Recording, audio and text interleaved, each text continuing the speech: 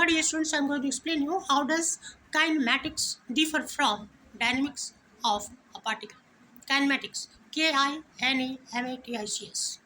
So you see, when a body is moving, and when we are considering the motion of a body, of a particle, without the reference of a force, that means force is not referred, force is not included in that motion.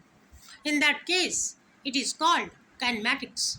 But as soon as in the motion of the body, in the motion of the particle, we include, we consider, we refer a force due to which motion is there, then it becomes dynamics of the body, dynamic of the particle. As you see, the earth is rotating around the sun. Here I am not considering the force. Yeah, with reference to what force it is moving. So in that case, it is an example of kinematics.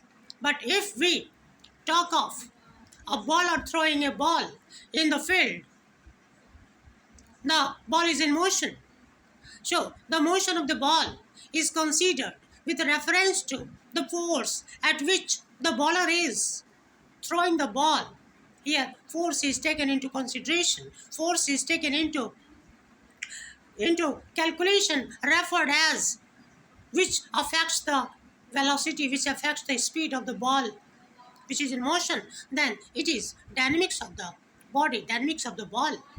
So in this way, we can distinguish between kinematics and dynamics of a body, of a particle. Thank you. If you like, please share and subscribe.